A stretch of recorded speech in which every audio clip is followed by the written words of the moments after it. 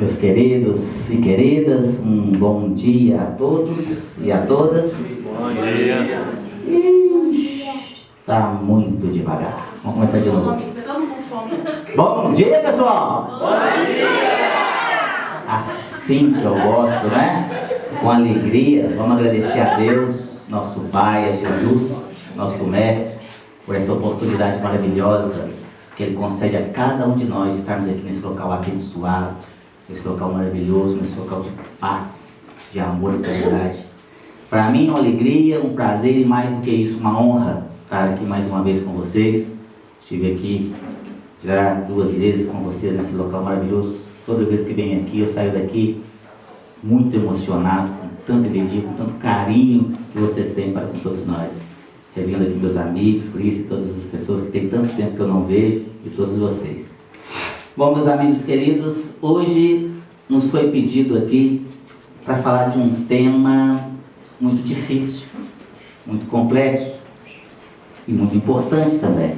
É claro que eu não tenho a pretensão aqui de esgotar esse assunto aqui em apenas 12 horas de palestras ininterruptas. Nós combinamos com a Deus aí que nós vamos trancar a porta, amanhã de manhã a gente libera vocês para vocês irem trabalhar, né? Brincadeira, em apenas 60 minutos é impossível nós dissecarmos aqui sobre esse tema aqui, onde nós vamos falar aqui sobre questão de convivência, nós vamos falar hoje sobre a questão aqui da afetividade, dos conflitos de gerações, os relacionamentos, os problemas de relacionamento entre familiares, os conflitos aqui entre pais e filhos principalmente. E a gente podia já começar aqui pensando que quantos conflitos que tem havido no nosso planeta, na verdade, na Terra. Guerras entre nações, guerras entre povos de uma mesma nação aqui, guerras por motivos diversos, guerras por terras, por problemas, por interesses pessoais, por interesses financeiros, guerras por religião. Olha só, nós matamos em nome de Deus.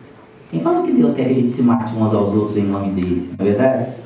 Já imaginaram o porquê de tantos conflitos? Às vezes a gente vê aquelas imagens na televisão de uma guerra civil, onde tanta chacina acontece, e a gente fica ali realmente achando aquilo um absurdo, e é verdade. Mas muitas vezes, meus queridos, dentro do nosso próprio lar, na nossa casa, às vezes não é muito diferente. O confronto entre pais e filhos, por exemplo, é muito grande. Ali, às vezes, verdadeiras guerras, às vezes por coisas graves, outras vezes, na grande maioria das vezes, por coisas tão banais, tão pequenas, e a gente transforma aquele pequeno conflito numa verdadeira guerra. É claro que não aqui nos nossos lares, né? Aqui ninguém aqui tem problemas com os filhos, problemas de relacionamento com pais, né? Nós não temos, porque nós estamos aqui hoje estudando para aprender um pouquinho mais dessa doutrina maravilhosa e consoladora, para a gente ajudar aquele vizinho nosso, porque o nosso vizinho tem muito problema com os filhos. Ninguém aqui tem problema com os filhos, ninguém aqui tem problema com seus pais, não é verdade? Ou tem? Se tem, não deveria ter. Porque nós já temos o conhecimento dessa doutrina maravilhosa e nós já sabemos também os reais motivos de nós estarmos reencarnados aqui no plano físico. Nós sabemos que nada é por acaso. E nós estamos aqui para nós podermos nos reconciliarmos com os nossos entes queridos. E os mais velhos principalmente aqui vão lembrar que naquela época, há um tempo atrás, os conflitos eram complicados, os relacionamentos eram mais complicados. Quando os nossos pais, por exemplo, nos impediam, por exemplo, de ir numa festa, de chegar mais tarde, implicava ali com o namorado, com a namorada, liberar carro, nem moto, não é assim? Vocês lembram como é que a gente chamava eles? Quadrado, né? Você é quadrado demais, pai, tá doido? Atualizar, não é assim? Hoje deve ser o quê? Redondo, né? Porque hoje tudo desce redondo, né? Hoje tá aqui na bundinha, não sei o quê, não é assim que acontece? Mas nós temos que entender como que foi a forma que os nossos pais foram criados. Nossos pais foram criados de uma forma muito diferente. Criaram a gente de uma linha muito dura. Nós criamos os nossos filhos de uma outra forma. E os nossos filhos vão criar os filhos deles de outro jeito ainda. Isso é um processo evolutivo. Isso é uma coisa natural. E nossos pais foram criados de uma linha muito rígida, muito dura, educação extremamente severa. Para não falar aqui da vida dos outros, eu falo da minha, porque aí não tem problema, não é verdade? Eu fui criado numa linha muito rígida também. Meu pai era caminhoneiro, o pai do meu pai foi caminhoneiro, trabalhou na roça. Então meu pai teve uma linha de educação muito firme, muito rígida. Ele me contava, e que ele apanhava todo dia. Todo dia ele levava uma surra. Né? E às vezes até sem motivo. Aí meu pai, não sei porque eu não estou te batendo não, mas você deve saber porque você está apanhando. Né? E também se você não tiver feito nada, fica de crédito para amanhã, porque eu sei que você vai aprontar mesmo. Né? Era assim. Eu me lembro aqui de 1 ou 2 surras que eu tenho levado, mais ou menos. Mas o respeito pelo meu pai era muito grande, mas era um respeito misturado com medo. Era um misto de respeito com medo ali. A hora que chama sério, se senhor, pois não, perfeitamente. Né? A educação, naquela época, era a educação do olhar. Os mais velhos lembram disso, né? Eu olhava assim, você já olhava, você já esfriava a coluna. E se o olhar, aquele olhar ali de águia, vinha com... Nossa Senhora! Aí você podia esperar, o bicho ia pegar, não é assim? Hoje não. Hoje você olha para o seu filho, eu falo assim, o que você está olhando por quê? O que está acontecendo? Você não viu não? Não viu não? Está precisando de alguma coisa? Não é assim? Naquela época não. O olhar era muito ali, ó, a educação muito severa. Eu me lembro que quando eu era criança, e aí meu pai viajava muito, né, motorista de caminhão, então ficava eu, minha mãe e minhas 2 irmãs, eu ainda não tinha nascido. E ela falava assim com a gente, vamos lá visitar a sua avó. E aí arrumava a gente, porque a educação dos filhos era uma responsabilidade e uma obrigação da mãe. Se o filho era mal educado, era o problema da mãe. A mãe não deu educação, né? Era um filho mal educado. Então ela arrumava, colocava shortinho, sapatinho, arrumadinho, cabelinho tudo penteadinho, olhava tudo nos mínimos detalhes. Olha lá, hein? Hora que chegar na casa da sua mãe, ou da sua avó, olha a educação. Eu tô dizendo, se não depois, esse depois a gente já sair tremendo. Porque você fica pensando depois, né? E a minha avó gostava muito de fazer aqueles biscoitos de polvilho, sabe aqueles biscoitos assim? Ai, aquilo é bom demais, né? Aquele café quentinho, né? Nossa, aquilo é tudo de bom, né? E a gente morava num bairro, minha avó no outro bairro distante, a gente pegava o ônibus, depois tinha que andar um pedação a pé, tudo naquela época era muito mais difícil. E a gente chegava lá, e não tinha aquele negócio, não, tinha que chegar lá e ficar sentadinho. Esse negócio de menino hoje, por em cima da avó, por em cima da cabeça, com a praia, não. Todo mundo sentadinho no sofá que tinha ali, negócio de santo, né? E se corresse ali. E aí a hora que a minha mãe virava pro lado assim, a gente fazia assim pra vó. Né? Biscoito. Vocês querem biscoito? Eu vou fazer biscoito. Aí a gente, olha. E ela vinha com aquele biscoito quentinho, com aquele bule de café. E aí, em casa a mãe já falava, sua avó gosta de fazer biscoito, você sabe, né? É um só. Só olha a educação. E aí vinha aquele copão de café e você pegava um biscoito, né? E você ia economizando o biscoito, para dar tempo de tomar o café tudo com o biscoito, porque senão, né? E sempre o biscoito acabava antes do café. Aí acabava o biscoito e ficava mais um copão ainda de café. Ela falava, ai meu Deus, né? E aí vinha a vovó com a bandeja e falava assim, vocês querem mais biscoito? Aí a mãe só olhava assim, aquele olhar, né? Aí eu olhava para a mãe, olhava para o biscoito, olhava para a mãe, olhava para a mãe, meu Deus, será que compensa, né? Aí vou dar um jeito, né? Aí eu quero, a hora que eu falo, eu quero, como assim, né? Já que eu vou apanhar, eu pego mais uns 3 de uma vez, eu pego uns 3 de uma vez, vai apanhar mesmo, para poder compensar. Hoje as coisas são diferentes, né? Então, o processo hoje de educação dos filhos tem que ser também atualizado daquela forma como a gente foi criado. A gente também tem que se atualizar, tá certo? Eu fui criado em Santiago, a gente não tinha, os nossos pais, eles não tinham condições e não existia uma abertura para o diálogo com os filhos. Então eu fui aprender aqui sobre sexualidade, sobre drogas, essas coisas todas, tudo na rua, aprendendo com os outros, porque não existia essa abertura para conversar com os pais daquela época. Hoje não, meu filho hoje a gente conversa sobre essas questões, sobre namorada, ele pede opinião, a gente conversa bastante sobre isso, né? É muito diferente, o diálogo é franco, é aberto, ali, a gente se abraça, a gente cumprimenta, enfim. Meu filho nunca levou um tapinha sequer na bunda, nunca levou uma chineladazinha. Quando ele era criança, ele chegou perto de mim e falou assim, pai, o senhor podia me dar uma chinelada na minha bundinha para me ver como é que é? Porque ele havia conversado na escola, os meninos, eu levei uma chinelada na bunda. Eu falei, o que será isso? Será que é ruim? Será que é bom? Será que dói? Né? Eu não sabia. Não que eu passe a mão na cabeça, claro que não. A educação também é firme. Mas os meninos hoje, eles já nascem todos conectados. Você já viu como é que o parto hoje demora? Demora muito mais do que a gente. Por quê? Porque já nasce agarrado no tablet, agarrado no celular, né? Hashtag cheguei chegando, né? E tá, já chega conectado com o mundo. Eu tenho nós temos uma sobrinha de 1 ano e 8 meses, ela entra em tudo quanto é aplicativo do celular. Ela ensina a mãe como é que faz. Aí chega, não, mãe, não é assim não, que ela faz assim, ó, entra pra lá, tira foto, manda pra lá, manda pra cá, tudo, já sabe tudo. Já são espíritos que já estão vindo num processo evolutivo diferente do nosso. Já estão mais evoluídos. E como eu disse, né, a educação ainda tem que ser firme também. Não que eu passasse a mão ali na cabeça do meu filho. Eu sempre dei a educação ali moral, cristã, espírita e firme. Mas às vezes o castigo é necessário também. Mas tem que ser um castigo razoável ali. Quando meu filho fazia alguma coisa errada, lá em casa tinha um banquinho, ali um sofazinho pequenininho, que nós chamávamos de pensador.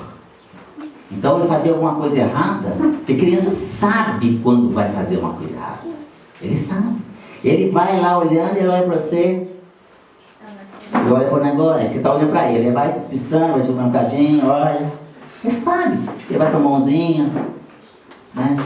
Até pegar. Ele sabe. Então, quando fazer alguma coisa errada, só vem cá, meu filho, senta lá no pensador. Você vai refletir sobre o que você fez. Você vai ficar lá 2 minutos. Gente, 2 minutos com uma criança de 2 anos sentadinha ali, é o resto da vida. Ele ficava bravo, tirava a roupinha, ficava ali, chorava. Terminava, agora vem cá, vamos conversar. O que você fez estava certo? Não. O que tem que fazer? Desculpa, você vai fazer de novo? Não. Pois é. Mas às vezes as pessoas, ao invés de dar esse castigo educativo, elas extrapolam. E aí não só às vezes vão para agressão física, como também vão para castigos absurdos e impraticáveis.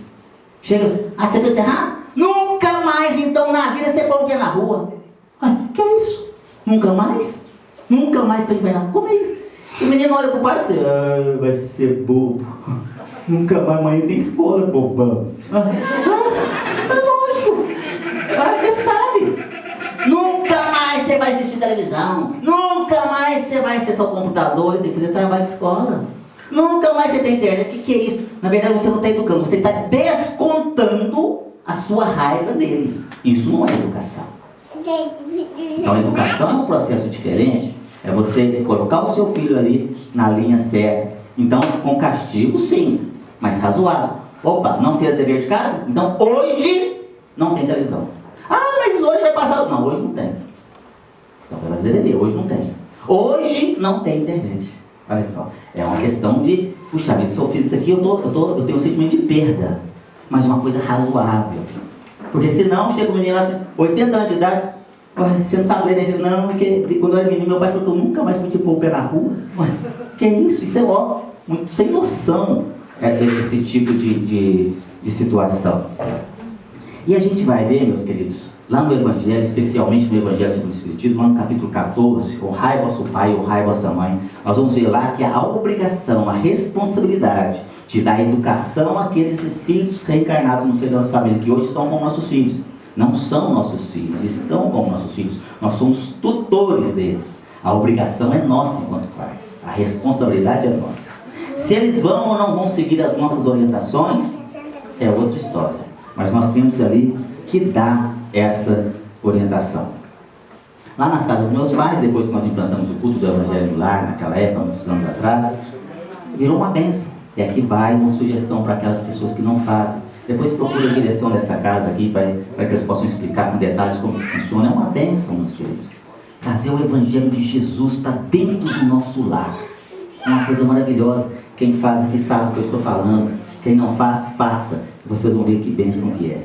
E nós, espíritas que somos, nós temos que dar o primeiro passo. Porque a responsabilidade é nossa. Nós já temos o conhecimento. E junto com o conhecimento vem também a responsabilidade. E ela aumenta muito mais. Porque já nos ensina a espiritualidade. Muito será pedido a quem muito foi dado. Isso também quer dizer conhecimento. Nós vamos ver isso num livro que eu gostaria de sugerir para vocês, Voltei, de irmão Jacob. Vocês vão ver a responsabilidade de quem tem conhecimento aqui da doutrina espírita. E nós estamos encarnados no seio da nossa família, meus queridos, não é por acaso. Tudo tem uma razão de ser, foi tudo programado. E nós aceitamos essa incumbência aqui. Estamos reencarnados aí no seio da nossa família, com os nossos entes queridos, com os nossos familiares, aqui, por afinidade. E também para a realização de tarefas, em comum acordo, para que possamos também aqui nos reconciliarmos muitas vezes com aqueles a quem nós éramos desafetos do passado.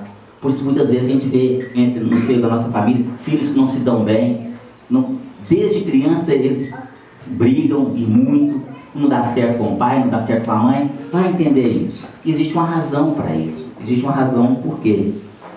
E às vezes a gente vê acontecer brigas no seio da família, brigas terríveis, que acabam às vezes culminando em morte. Aí a gente vê filho matando pai, filho matando mãe, mãe, pai matando, enfim, vai por aí afora. Que só a doutrina espírita explica o porquê dessas questões. Mas nós podemos mudar isso. Nós podemos fazer a diferença. Portanto, meus queridos, vamos dar o primeiro passo. Vamos fazer essa diferença. Porque se existe uma programação ali, e que nós estamos no seio da nossa família, e às vezes passando por situações difíceis, nós também podemos mudá-la, para melhor ou para pior. Muitas pessoas falam assim, mas eu estou passando por essa situação, porque é o meu destino, né? O espírito tem muito disso. Não, está programado. Eu vim para sofrer mesmo, vim para sofrer. Eu estou pagando os meus débitos do passado. Olha só, meus filhos, não é bem assim. A gente vem com uma programação, é verdade, mas nós podemos mudar, nós podemos aprender também pelo amor, nós podemos reprogramar a nossa existência. Mas então não tem destino? Tem destino sim. Ele não está traçado? Está. Mas ele é definitivo? Não é definitivo. Nós podemos mudar o nosso destino para melhor ou para pior, de acordo com os nossos atos, as nossas atitudes. Aí entra o nosso livre-arbítrio. É a reprogramação. Aliás, reprogramação é o título de uma lição, de um livro que eu gostaria de sugerir para vocês também, Um Modo de Entender uma Nova Forma de Viver, ditado por Hamed, ao médium Francisco do Espírito Santo Neto. Um livro fantástico. E na sua lição primeira, Hamed vem nos dizer, desse espírito de grande escola, uma lição maravilhosa, intitulada exatamente esta, reprogramação. E ele fala mais ou menos assim: nascestes no lar de que precisavas, vestistes o corpo físico que merecias, moras no melhor lugar que Deus poderia te proporcionar de acordo com o teu merecimento, possuis os recursos financeiros coerentes com as tuas necessidades, nem mais nem menos, mas o justo para as tuas lutas terrenas. Teu ambiente de trabalho é o que elegestes espontaneamente para a tua realização. Teus parentes e amigos são almas que atraístes com as tuas próprias afinidades. Olha só, os teus parentes e amigos são almas que atraístes com as tuas próprias afinidades. Ele fala assim, portanto, o teu destino está constantemente sob o teu controle. E fala mais, ele fala assim, tu escolhes, recolhes, eleges, buscas, atrais, modificas tudo aquilo que te rodeia a existência. Teus pensamentos e atitudes são as fontes de atração e de repulsão na tua jornada vivencial. E ainda fala mais, portanto, não reclames, nem te faças de vítima. Antes de tudo, analisa e observa.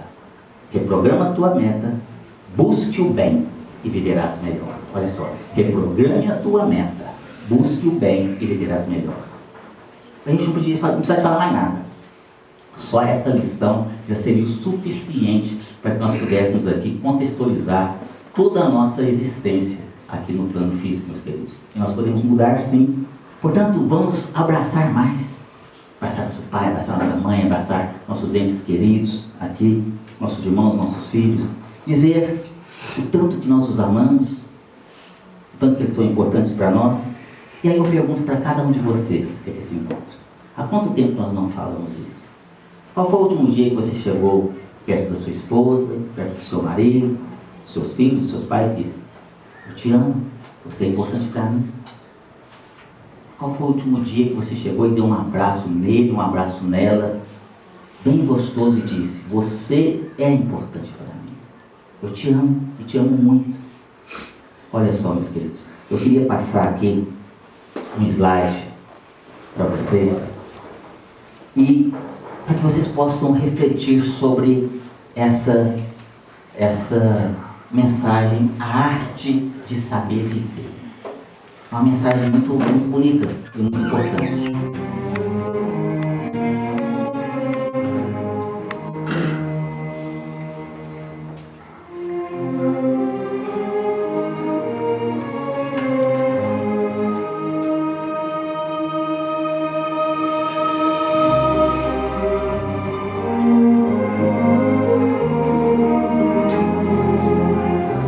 Mentes grandes discutem ideias.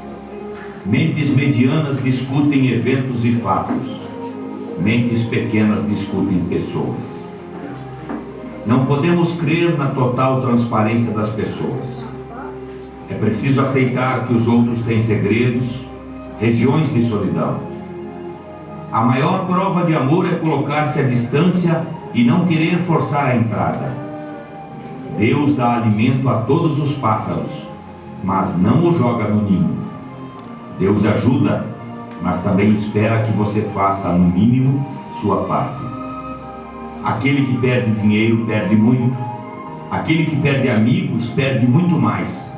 Aquele que perde a fé perde tudo. Pessoas jovens e belas são obras da natureza. Pessoas idosas e belas são obras de arte. E ambas são obras de Deus. Aprenda com os erros alheios. Você não conseguirá viver tempo suficiente para cometê-los todos sozinho. A língua pesa praticamente nada, mas poucas pessoas conseguem segurá-la. Amigos, eu e você. Você trouxe outro amigo, já formamos um time. Esse time não tem começo nem fim. O diferencial da vida é viver com amor e buscar diariamente o verdadeiro sentido de viver. Ser feliz e estar com Deus. Não espere um sorriso para ser gentil. Não espere ser amado para amar. Não espere ficar sozinho para reconhecer o valor de um amigo. Não espere ficar de luto para reconhecer quem hoje é importante em sua vida. Não espere o melhor emprego para começar a trabalhar. Não espere a queda para lembrar-se do conselho. Não espere.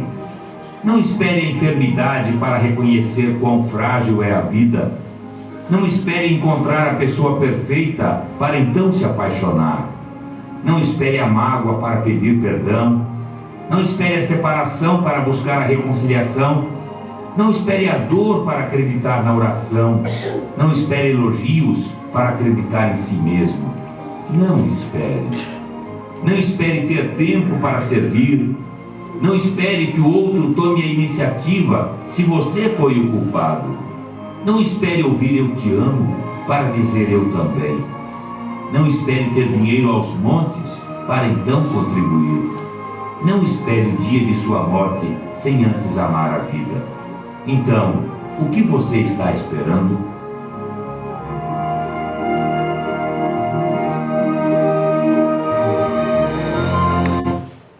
Olha só, meus queridos, nós possamos aqui agora refletir sobre essa mensagem de hoje. Porque depois não adianta nós ficarmos ali chorando em cima de um caixão, pedindo perdão, pedindo um abraço. Aquele corpo não abraça mais ninguém, meus queridos.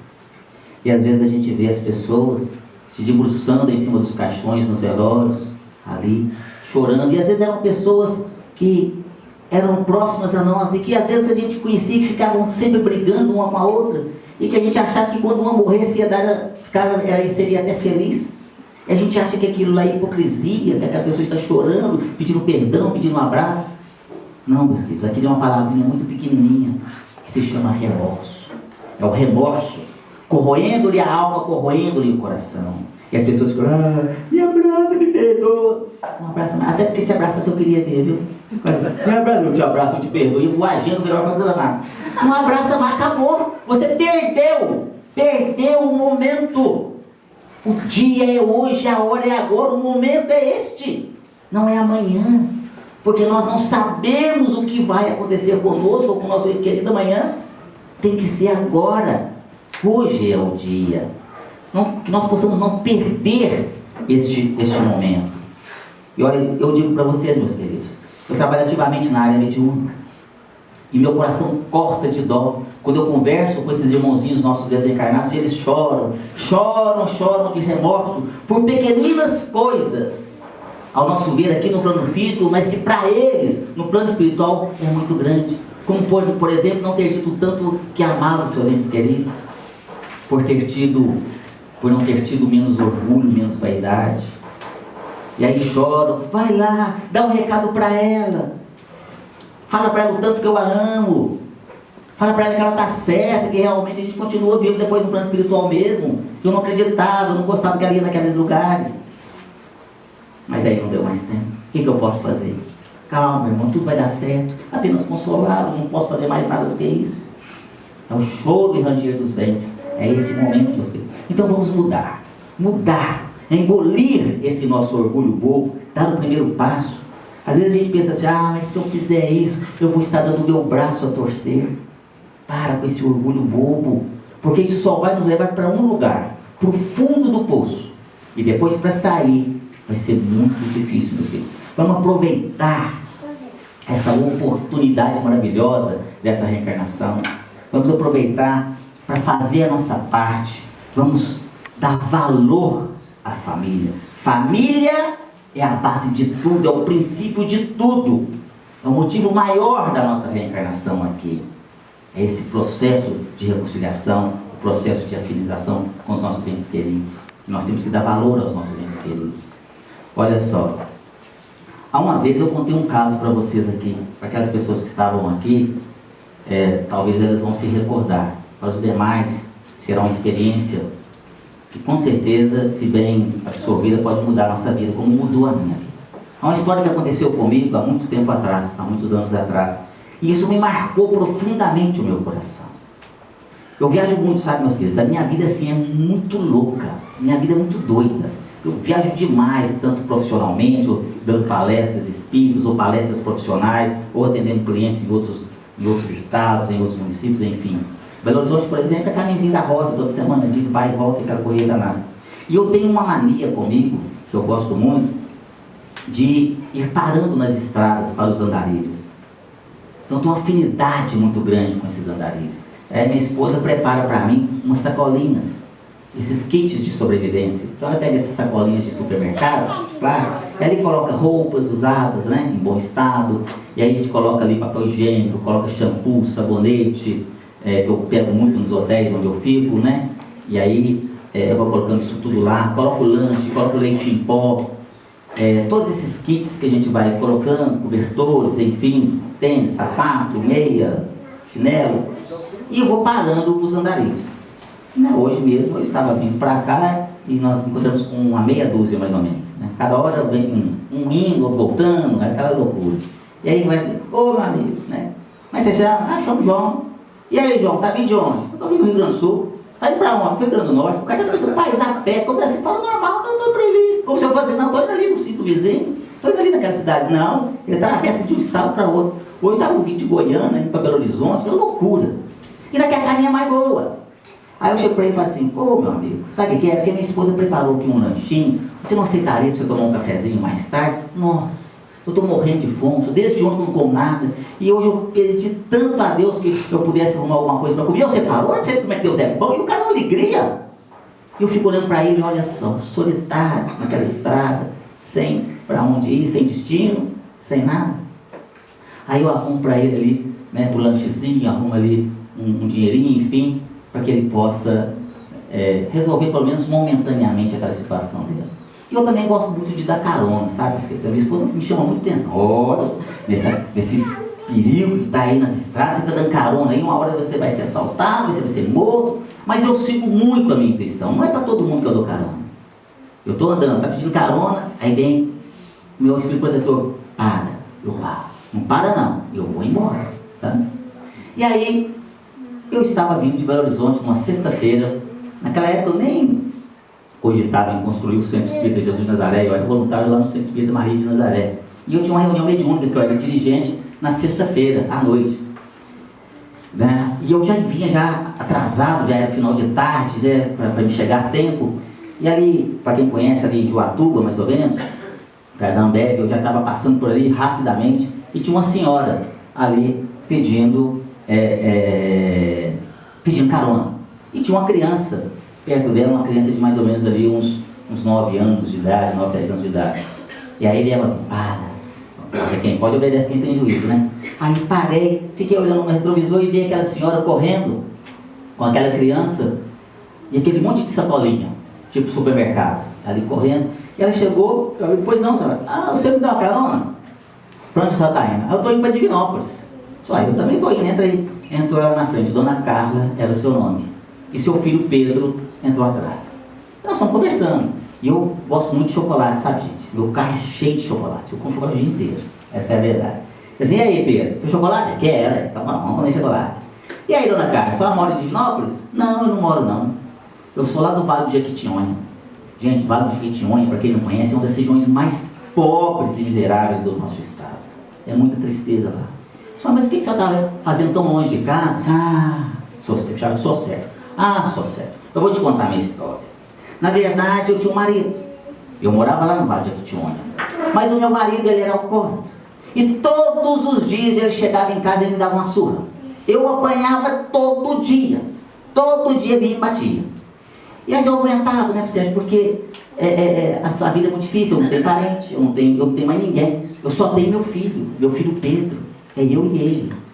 E aí um dia ele começou a bater no meu filho também. Ele me dava uma surra e dava uma surra no meu filho. Aí eu não aguentei. Porque enquanto estava sendo só eu, aí tudo bem. Mas aí ele começou a bater no meu filho, aí eu me desesperei. E aí uma noite eu juntei minhas coisas, coloquei nas mochilas, coloquei em umas malas e fugi de casa. E peguei carona. E fui para Belo Horizonte. Mas aonde a senhora ficou lá em Belo Horizonte? Lá eu fiquei ali mais ou menos perto da rodoviária, por ali. E comecei então a ver o que eu podia fazer para sobreviver. E comecei a aprender a vender balas nos semáforos. Então eu fazia umas mensagenzinhas, ia pro semáforo e fui vendendo. Aí veio a pessoa roubar as minhas coisas, né? Aí sobrou só essas sacolinhas. Aí você vê, o povo também é tudo, né? Roubou as minhas malas, mas sobrou essas sacolas e tudo. E eu fui vendendo e conversando com uma, conversando com outra. E com o passar do tempo, eu conheci uma senhora, Dona Maria. E ela é de Divinópolis. Aqui, ela tem um sítio em Divinópolis. E eu fui conversando, fazendo amizade com ela sempre comprava bala de mim, sempre me dava algumas coisas.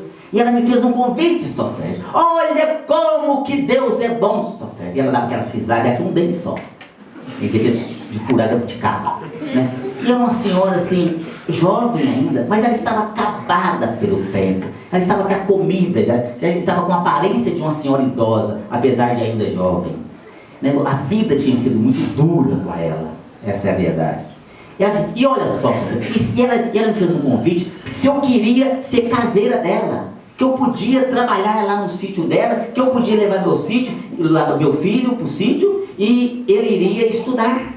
Olha só, e aí, olha só que maravilha, e meu filho não vai passar pelo sofrimento que eu passei. Olha como que Deus é bom e maravilhoso. E eu olhava para aquela mulher que tinha uma fé.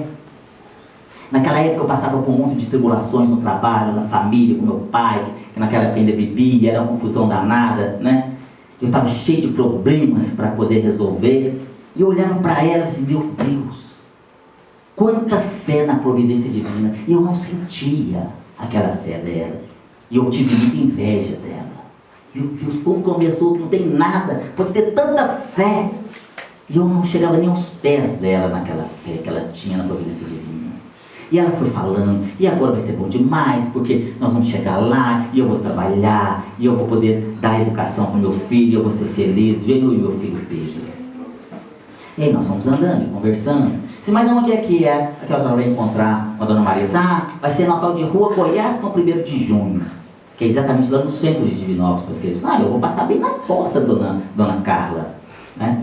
Eu disse, mas e ela vai estar esperando? Não, eu estou com o telefone dela aqui, eu vou chegar lá, vou ligar para ela vai me pegar e a gente vai para o sítio. Que bom. E aí, cheguei bem na esquina, parei, é aqui o lugar. E já eram, quase 7 horas da noite. E aí eu perguntei para ela, a senhora já almoçou hoje? Não, porque eu não tenho dinheiro. Não, então, Dona Carla, eu vou fazer o seguinte, fica aqui com o que eu tenho aqui agora disponível nesse momento, esse é o recurso que eu tenho aqui, para a senhora aguentar aí hoje mais uns dias. Ela disse, não precisa. Não precisa, porque a Dona Maria vai pegar aqui, a gente vai lá pro sítio e a gente come lá. A mulher não esmolava, meus queridos, ela não esmolava. Ela é uma mulher guerreira. Não, Dona Carla, mas eu faço questão, vai que a Dona Maria está com uma reunião, né? E ela vai atrasar um pouquinho, e seu filho está com fome. Ah, não, então tá, se for assim eu pego. Então ela pegou aquele donativo naquele momento. Eu só tem um restaurante aqui pertinho, só vai lá, almoça e janta de uma vez só.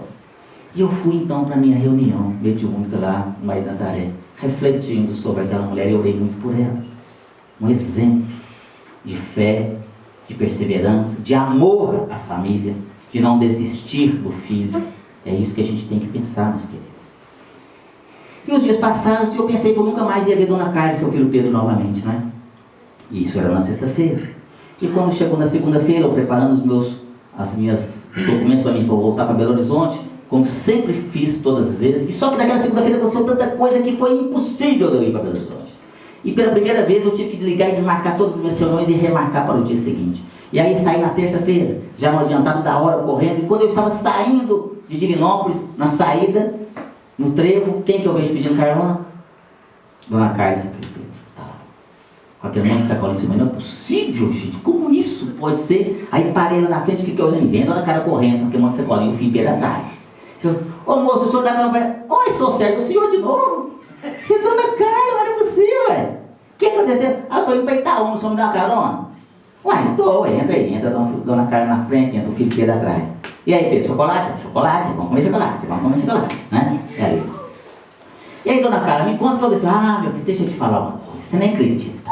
Eu perdi o telefone da Dona Maria, a sacolinha estava furada, o telefone sumiu e eu não achava mais o telefone da Dona Maria, não sei como é que fazia. Aí eu fui perguntar ao povo, né, quem que era, se alguém conhecia o telefone da Dona Maria de Belo Horizonte, que tinha um sítio em Divinópolis. Só acredita que ninguém conhecia? E ela achava que um absurdo. Como que ninguém conhece a Dona Maria, uma pessoa tão bondosa que mora em Belo Horizonte, tem um sítio em Divinópolis, em pleno centro de Divinópolis, e ninguém conhecia. E ela falou, você acredita que ninguém conhecia ela? Né? Ela ficava indignada. Não é possível, ninguém conheceu. Não conhecia, não, sou Sérgio, eu preciso ver que coisa. Eu perguntei a todo mundo, ninguém conhecia. E aí, o que a senhora fez? Ué, aí com aquele dinheirinho que você me deu, né? Eu fui tentando sobreviver, fui tentar arrumar emprego, aí não consegui emprego, porque estava muito difícil arrumar emprego, né, sou Sérgio?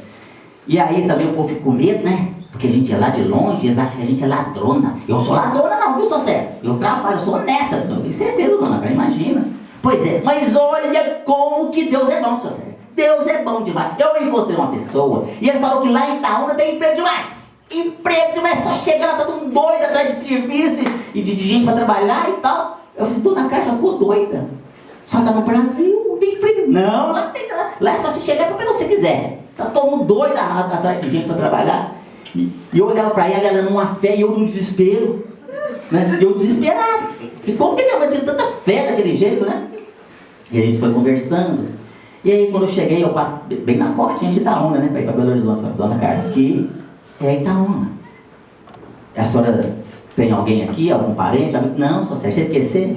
É só eu e meu filho Pedro. Mas nós temos Deus. Deus está conosco. Então nós não estamos desamparados. Eu olhei para aquela mulher com aquela fé. E de novo eu pensei, meu Deus, o que o senhor está querendo me ensinar? Né? E aí eu falei assim, olha, Dona Carla, deixa eu arrumar para a senhora um dinheirinho que eu tenho aqui, porque a senhora aguenta um jeito. Não precisa. Tem muito emprego. Eu vou arrumar emprego, vou ganhar o dinheiro, não tem problema. Não, Dona Carla, vamos fazer o seguinte, a senhora pega isso aqui, porque aí a senhora não pega o primeiro emprego que aparecer, só pode escolher, né? Aí a pessoa, então tá, se é assim pode. Aí eu arrumei para ela que eu tinha naquele momento. E eu fiquei ali parado na estrada, durante muito tempo, vendo aquela senhora com o filho ali, dando a mão, com aquele monte de sacolinha de supermercado, de plástico, descendo. Eu fiquei ali muito tempo, refletindo sobre o que eu passava na minha vida naquele momento, e sobre a lição que aquela mulher estava me dando ali, a providência divina de me ensinar o que eu tinha que fazer, né? E aí eu fui embora. E orava muito pela Dona Carla e seu filho Pedro. E passaram-se 27 dias. E eu pensei que nunca mais ia ver Dona Carla e seu filho Pedro novamente. E depois de 27 dias eu estava indo para Belo Horizonte de novo. Era o meu caminho da roça, né? E quando eu passo lá em Itaúna, depois de 27 dias, quem que eu vejo? Dona Cássia e filho Pedro. Gente, meus cabelos arrepiou tudo. Eu fiquei doido, né? Porque isso é ilógico, concorda? Isso é incrível, né? Como é que pode? É uma coisa ilógica, né? Se você contar uma coisa dessa, eu fico, não é possível. Aí eu passo numa velocidade maior, então eu custei parar o carro, parei o carro lá na frente. E fiquei olhando ali no retrovisor, e vinha a Dona Cássia correndo, né? Porque um monte de sacolinha, só que tinha já uma mala e uma mochila, tinha dado uma minha olhada. Tava uma mochila nas costas, a malinha e a sacolinha continuava, porque um monte de sacolinha. E correndo. Aí chegou no carro, ô moço, o senhor sou sério, o senhor de novo, Dona Carla, não é possível. Eu fiquei doido, né? E aí, Dona, o senhor me dá uma câmera para Belo Horizonte? O senhor pode entrar, eu já virei seu motorista particular mesmo, né? Só faltava o quê? Só faltava o quê? Aí entrou a Dona Carla na frente. Aí entrou o filho Pedro atrás, e aí, chocolate, vamos comer chocolate. E aí, Dona Carla, me conta o que aconteceu. Eu nem te conto. Mas conta sim, se não conta, vai descer, porque eu quero saber antes. O que aconteceu? O senhor acredita que não tinha emprego? Então, eu disse, não é possível. E ela falava isso assim, um absurdo, né? Eu disse, não é possível, tinha não, seu Sérgio. Você acredita? Pois é, né? Mas e o que a senhora fez? Uai, todo aquele dinheiro que você me deu, eu fui procurando emprego daqui e dali. Mas olha como que Deus é bom, seu Sérgio. Eu encontrei com o senhor, tão bom, de um coração tão bom, e ele deixou eu morar ali no fundo da casa dele, tinha um cômodozinho, eu e meu filho. Então a gente ficou lá. E aí eu rezava muito para Deus me dar uma ideia do que eu ia fazer. E aí sabe o que eu fui fazer? Vender bala no semáforo, que era o que eu sabia. Aí com aquele dinheirinho, eu fui, comprei bala, comprei papel, comprei plástico, comprei tesoura, comprei grampeador, comprei essas coisas tudo, né? E de noite eu escrevi umas mensagens. Sou sério, mas eu não sei de onde que vinha tanta coisa bacana. A hora que eu vi, você estava pronto. As mensagens da mulher, olha a mediunidade da mulher, eu nem sabia que era psicografia. E vinham as mensagens bonitas, eu escrevia aquelas mensagens bonitas. Aí eu tirava o xerox, grampeava nas balinhas e vendia no semáforo lá perto da praça da Matriz. E o povo ficava doido com as mensagens. E uns comprava 10, comprava 20, e o negócio. E aí com o dinheiro, né, eu comprava mais, ou seja, eu colocava um lucrozinho, né? A mulher era inteligente, gente. Ela era inteligente. E aí as coisas foram melhorando, eu fui conhecendo outras pessoas. Teve até uma moça que falou assim, nós podíamos abrir uma lojinha para só virar empresário, né? Assim que chama mesmo, só seja, de empresário. Pois é, Dona Carla, mas se as coisas estão indo tão bem que só está indo embora. Mas chegou um homem lá, Sérgio, da prefeitura, um fiscal, e ele falou que eu não podia vender lá na rua não, que era ilegal, que eu tinha que ir embora daquela cidade. E aí eu fui e falei que eu não ia embora não, porque eu não estava fazendo nada de errado, não estava roubando, não estava matando, eu estava trabalhando, eu estava só sustentando meu filho. Não, que você tem que ir embora. Você ia falar que se eu não fosse até mandar prender meu filho. Aí eu fiquei com medo, né, Sérgio? Eu vou prender o Pedro. Aí eu, não, Dona Carla, ele não tem poder para fazer uma coisa dessa. Não, eu fiquei com medo, mas não tem problema não. Tem problema não. Nós estamos indo agora para Belo Horizonte porque lá pode vender. E agora eu sei como que faz, que as pessoas gostam. E é lá que eu vou começar a minha vida de novo. E nós estamos conversando. Eu não ia para Belo Horizonte, eu ia para Contagem. Mas como é que eu vou deixar a mulher em Contagem? Tem jeito, né? Aí eu fui para Belo Horizonte. Quem conhece Belo Horizonte aqui, aquilo é um umbral, né, gente? Deus me livre. De manhã cedo aquilo é um verdadeiro umbral. Não tem lugar de parar, não tem lugar nada, tem inferno, né? E aí cheguei lá perto do lugar onde ela fica só. A Dona Carla só vai ficar aqui. E aí, tem alguém aqui? Não, só você já esqueceu? É eu, Pedro e Deus. E aí eu parei, como não tinha lugar de parar, parei na pista dupla, né? Parei na mão dupla, ali. E aí liguei pro pisca-alerta. E aí falei com a Dona Carla assim, Dona Carla, a senhora vai ficar bem? Não, vou ficar muito bem. Então deixa eu falar uma coisa para a senhora. Deixa eu arrumar um dinheirinho para a senhora que eu tenho aqui, para que a senhora possa aguentar uns dias. Não precisa. Eu tenho. E me mostrou um bolo de dinheiro. Olha, eu tenho.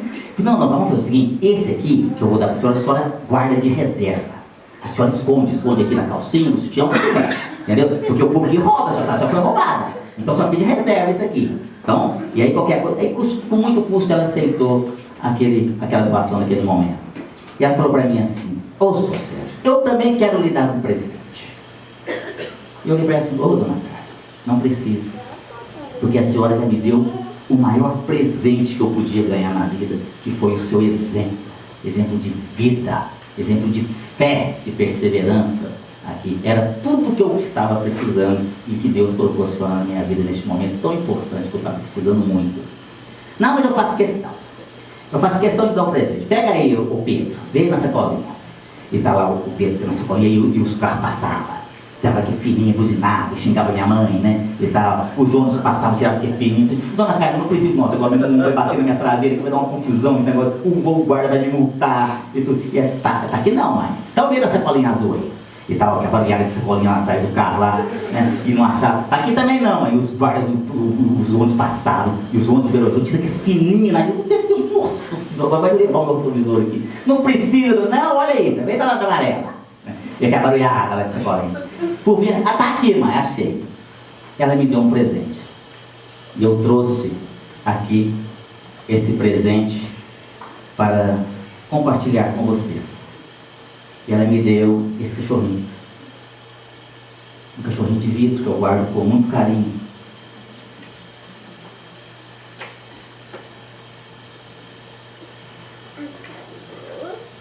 E toda vez que eu vejo esse cachorrinho, eu me lembro de Dona Carla.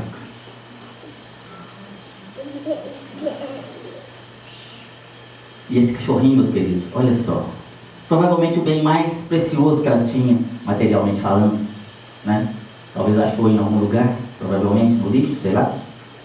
O cachorrinho não tem boca, não tem orelha, não tem perna, não tem rabo, todo arranhadinho.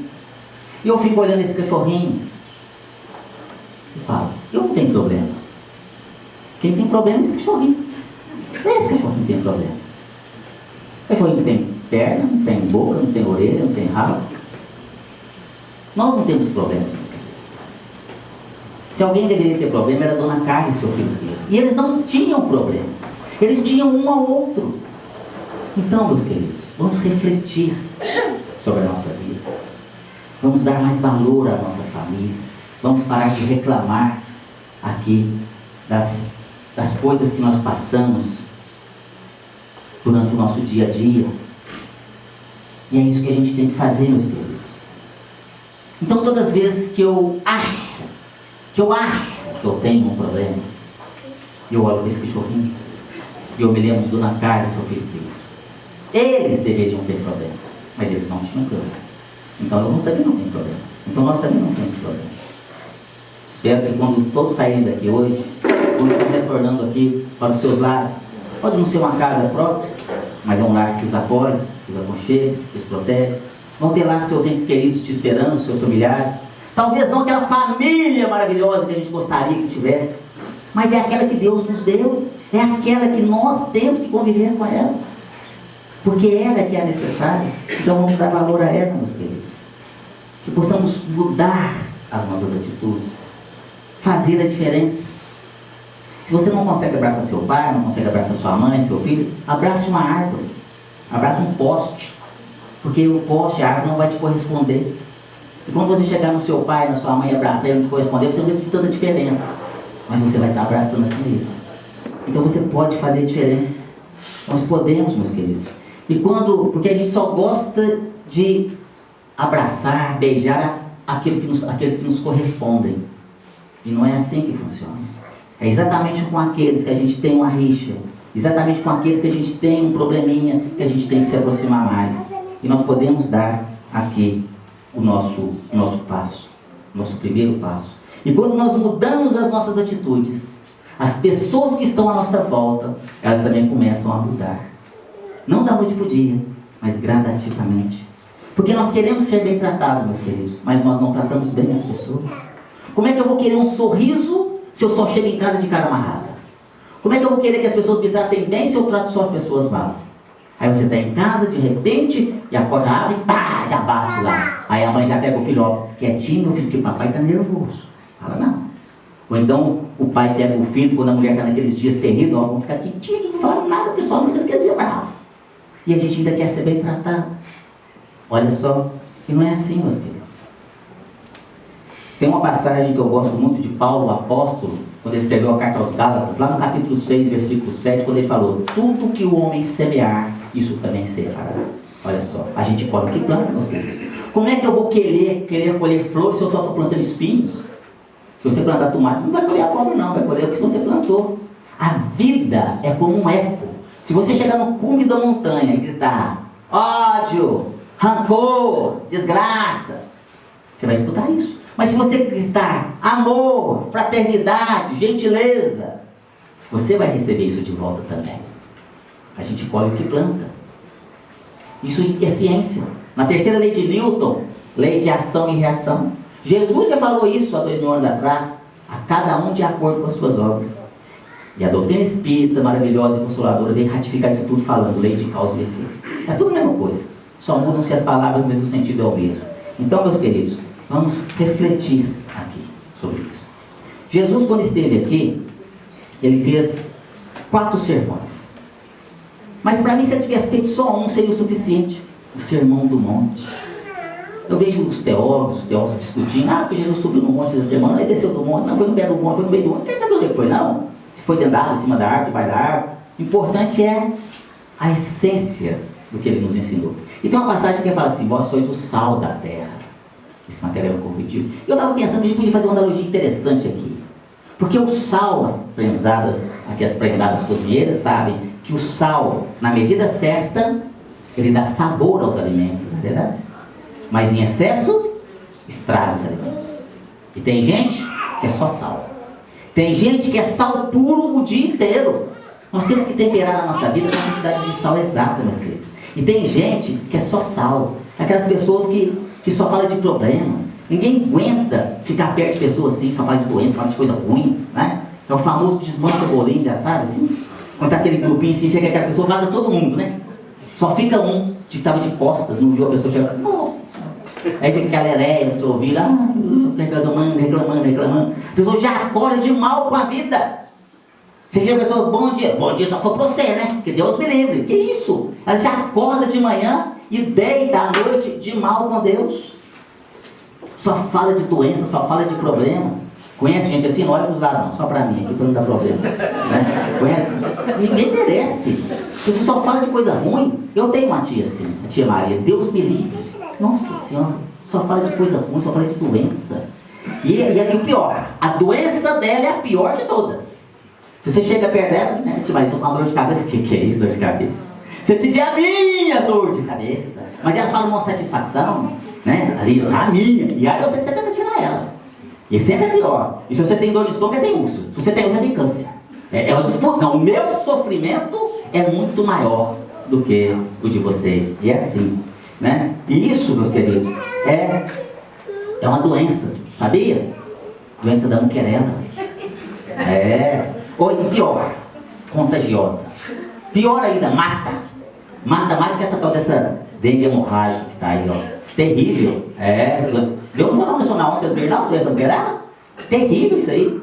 Doença da muquerela, a pessoa que fica murmurando, queixando, reclamando e lamentando o dia. Ninguém aguenta ficar perto disso não, gente. Deus me livre. Só Jesus para aguentar. Nós estamos muito longe de Jesus para aguentar uma situação dessa. Mas Deus é tão bom e misericordioso que tem um antídoto, que é o trocel. Se você tomar um trocel de manhã e um trocel de noite, acaba com qualquer doença da muquerela. É uma maravilha. O que é trocel? Trabalhar, rir, orar, cantar, esperar e ler. Olha só. Aí está o antídoto para qualquer doença da muquerela. Mas se tiver muito caro, compra o genérico, que é o mesmo preço, metade do preço, que é o crotel. Faz o mesmo efeito. O que é o crotel? Cantar, rir, orar, trabalhar, esperar e ler. Olha só, meus queridos. Aí está todas aqui o remédio para qualquer doença da muquerela. Então vamos mudar as nossas atitudes, meus queridos. Vamos dar o primeiro passo. Eu sei que tudo que a gente está falando aqui, que os nossos irmãos que antecederam aqui falaram para vocês, não é simples e fácil, mas é de fundamental importância.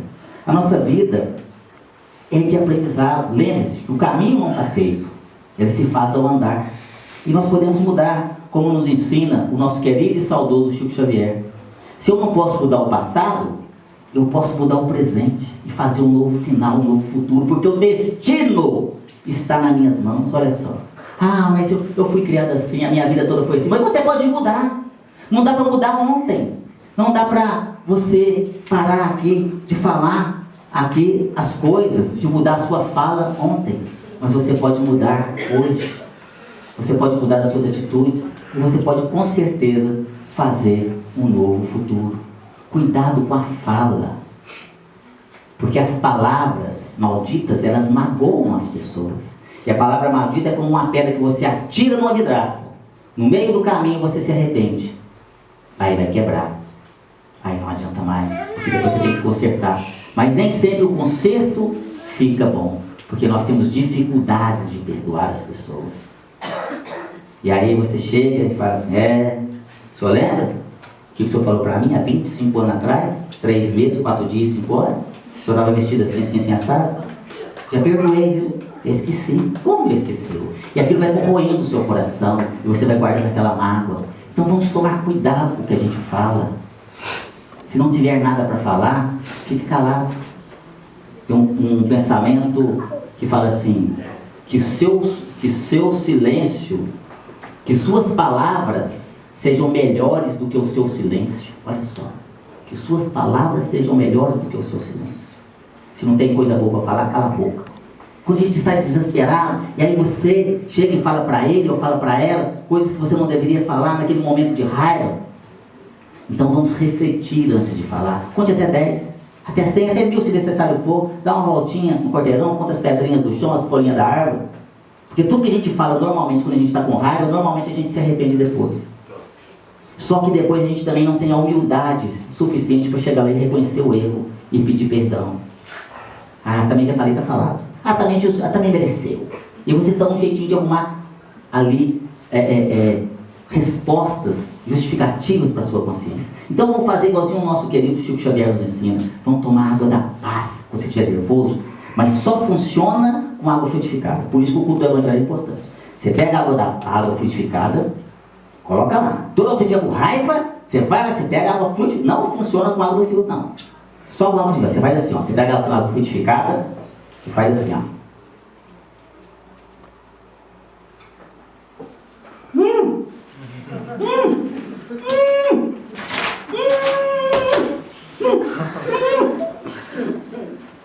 É só não engolir. Boca cheia, não fala bobagem. E aí depois, quando aquela raiva passar, aí você vai ter ali mais tranquilidade, mais raciocínio para poder conversar com aquela pessoa e com certeza não vai falar coisas que não deveria. Para encerrar a nossa fala, eu queria contar uma historinha para vocês aqui. A história da caderneta vermelha. Essa história é uma história verídica, meus queridos, que nos leva a grandes reflexões. E essa história é contada por um rapaz intitulado A Caderneta Vermelha, e ele conta assim. Eu acho um pouquinho.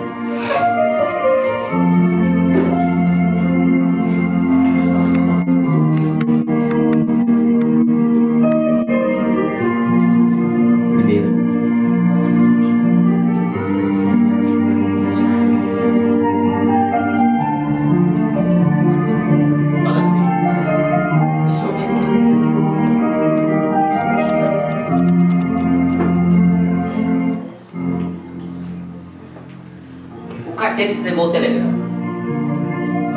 Aumenta o meu som, por favor. Segundo, por favor. A história fala assim: o carteiro entregou o telegrama. José Roberto não agradeceu. E enquanto abriu o envelope, uma profunda ruga sulcou-lhe a testa. Uma expressão mais de surpresa do que de dor tomou-lhe conta do rosto. Palavras breves e incisas. Seu pai faleceu. Enterro 18 horas. Mamãe. José Roberto continuou parado, olhando para o vazio. Nenhuma lágrima lhe veio aos olhos, nenhum aperto no coração. Era como se houvesse morrido um estranho. Por que nada sentia pela morte do velho? Com um turbilhão de pensamentos confundindo, avisou a esposa, tomou o ônibus e se foi, vencendo os silenciosos quilômetros da estrada, enquanto a cabeça girava a mil. No íntimo, não queria ir ao funeral. E se estava indo, era apenas para que a mãe não ficasse mais amargurada. Ela sabia que pai e filho não se davam bem. A coisa havia chegado ao final do dia em que, depois de mais uma chuva de acusações, José Roberto havia feito as malas e partido, prometendo nunca mais botar os pés naquela casa. Um emprego razoável, casamento, telefonemas à mãe pelo Natal, Ano Novo ou Páscoa. Ele havia se desligado da família, não pensava no pai. E a última coisa na vida que desejava era ser parecido com ele. No velório, poucas pessoas. A mãe estava lá, pálida, gelada, chorosa. Quando reviu o filho, as lágrimas correram silenciosas. Foi um abraço de desesperado silêncio. Depois ele viu o corpo sereno, envolto por um lençol de rosas vermelhas, e como as que o pai gostava de cultivar. José Roberto não verteu uma única lágrima. O coração não pedia. Era como estar diante de um desconhecido, um estranho, uma pessoa qualquer. No funeral, o sabiá cantando, o sol se pondo, e ele ficou em casa com a mãe até a noite. Beijou-a e prometeu que voltaria trazendo netos e esposa para conhecê-la. Agora ele poderia voltar a casa, porque aquele que não o amava não estava mais lá para dar-lhe conselhos ácidos e nem para criticá-lo. Na hora da despedida, a mãe colocou-lhe algo pequeno e retangular na mão. Há mais tempo, você poderia ter recebido isso, disse. Mas, infelizmente, só depois que ele se foi, que eu encontrei entre os guardados mais importantes. Foi num gesto mecânico que, minutos depois de começar a viagem, meteu a mão no bolso e sentiu o presente. O foco mortiço da luz do bagageiro revelou uma pequena caderneta de capa vermelha. Abriu-a curioso. Páginas amareladas pelo tempo. Na primeira, no alto, reconheceu a caligrafia firme do pai. Nasceu hoje o José Roberto. Quase 4 quilos. O meu primeiro filho, um garotão. Eu estou orgulhoso de ser o pai daquele que será a minha continuação aqui na terra. Na medida que folheava, devorando cada anotação, senti um aperto na boca do estômago, mistura de dor e perplexidade, pois as imagens do passado ressurgiram firmes e atrevidas, como se acabassem de acontecer. Hoje, meu filho foi para a escola. Está um homenzinho. Quando eu vi ele de uniforme, fiquei emocionado e desejei-lhe um futuro cheio de sabedoria. A vida dele será diferente da minha, que não pude estudar por ter sido obrigado a ajudar meu pai. Mas para o meu filho, desejo o melhor. Não permitirei que a vida o castigue. Outra página, Roberto me pediu uma bicicleta. Meu salário não dá, mas ele merece, porque é estudioso e esforçado. Fiz um empréstimo que espero pagar com horas extras. José Roberto mordeu os lábios. Lembrava-se de sua intolerância, das brigas feitas para ganhar a tão sonhada bicicleta. Se todos os amigos ricos tinham uma, por que ele também não poderia ter a sua? É duro para um pai castigar um filho, e bem sei que ele poderá me odiar por isso. Entretanto, devo educá-lo para o seu próprio bem. Fui assim que aprendi a ser um homem honrado, e esse é o único modo que sei de ensiná-lo. José Roberto fechou então os olhos e viu toda a cena quando por causa de uma bebedeira tinha ido para a cadeia. E naquela noite, se o pai não tivesse aparecido para impedi-lo de ir ao baile com os amigos, e ele então se lembrava apenas do automóvel retorcido e manchado de sangue que tinha batido contra uma árvore. Parecia ainda ouvir os sinos, o choro da cidade inteira, enquanto 4 caixões seguiam lugubremente para o cemitério. As páginas se sucediam, com horas curtas e horas longas anotações, cheias das respostas que revelavam o quanto em silêncio e amargura o pai o havia amado. Momento da solidão, um grito de silêncio, porque era desse jeito que ele era. Ninguém o havia ensinado a chorar e a dividir suas dores. O mundo esperava que fosse durão, para que não julgasse nem fraco e nem covarde. E no entanto, agora José Roberto estava tendo a prova que debaixo daquela fachada de fortaleza havia um coração tão terno e cheio de amor. E na última página, aquela do dia em que ele havia partido, estava escrito: Deus, o que fiz de errado para meu filho me odiar tanto? Por que sou considerado culpado se nada fiz, se não tentar transformá-lo em homem de bem? Meu Deus, não permita que essa injustiça me atormente para sempre, que um dia ele possa compreender e perdoar por eu não ter sabido ser o pai que ele merecia ter. E depois então não havia mais anotações, e as folhas em branco davam a ideia de que seu pai tinha morrido naquele momento. José Roberto fechou depressa a caderneta. O peito doía, o coração parecia haver crescido tanto que lutava para escapar pela boca. Nem viu o ônibus entrar na rodoviária. Levantou aflito e saiu quase correndo porque precisava de ar puro para respirar. A aurora rompia no céu e mais um dia começava. Honre seu pai para que os dias de sua velhice sejam tranquilos. Certa vez ele tinha ouvido essa frase, mas jamais havia refletido na profundeza que ela continha. Em sua egocêntrica cegueira de adolescente, jamais havia parado para pensar em verdades mais profundas. Para ele, os pais eram descartáveis e sem valor, como as embalagens que são atiradas ao lixo. Afinal, naqueles dias de pouca reflexão, tudo era juventude, saúde, beleza, música, cor, alegria, despreocupação e vaidade. Não era ele um semideus? Agora, porém, o tempo o havia envelhecido, fatigado, e também tornado pai aquele falso herói. De repente, No jogo da vida, ele era o pai e seus atuais contestadores. Como não havia pensado nisso antes? Certamente por não ter tempo, pois andava muito ocupado com os negócios. A luta pela sobrevivência, a sede de passar os fins de semana longe da cidade grande, a vontade de mergulhar no silêncio sem precisar dialogar com os filhos. Ele jamais tivera a ideia de comprar uma cadernetinha de capa vermelha para anotar uma frase sobre seus herdeiros. Jamais lhe havia passado pela cabeça escrever que tinha orgulho daqueles que continuariam o seu nome. Justamente ele, que se considerava o mais completo pai da terra, uma onda de vergonha quase o prostrou por terra, uma derradeira lição de humildade. Quis gritar, erguer, procurando agarrar o velho para sacudi-lo e abraçá-lo, mas encontrou apenas o vazio. Havia uma raquítica rosa vermelha num galho do jardim de uma casa. O sol acabava de nascer. Então José Roberto acariciou as pétalas e lembrou-se da mãozona do pai podando, adubando e cuidando com amor.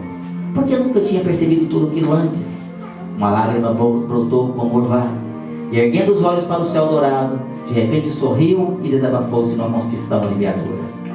Se Deus me mandasse escolher, eu juro que não queria ter tido outro pai que não fosse você. Obrigado por tanto amor e me perdoe por haver sido tão sério.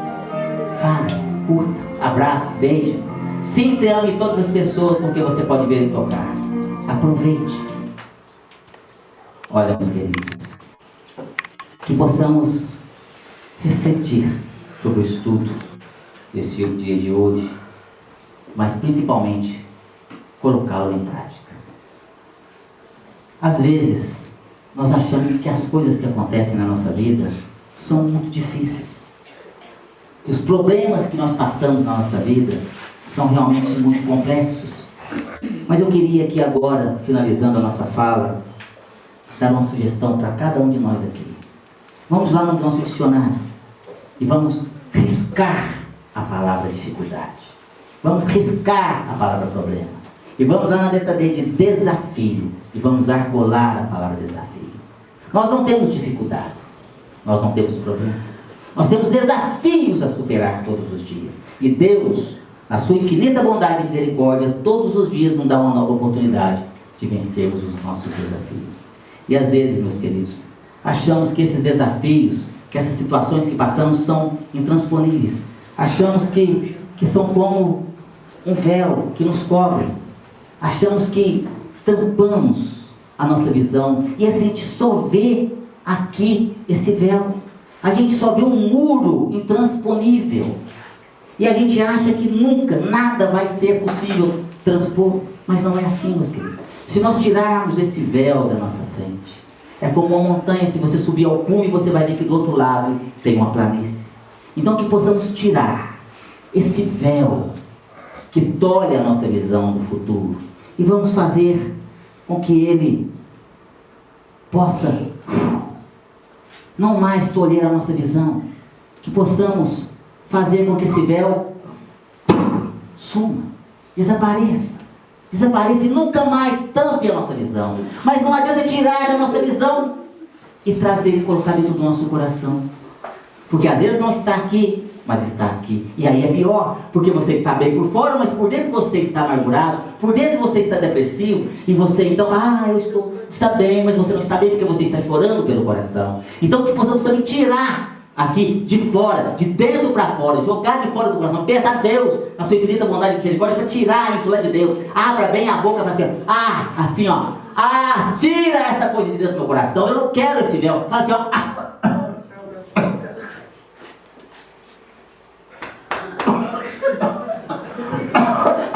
que possamos jogar para longe esse véu, meus queridos.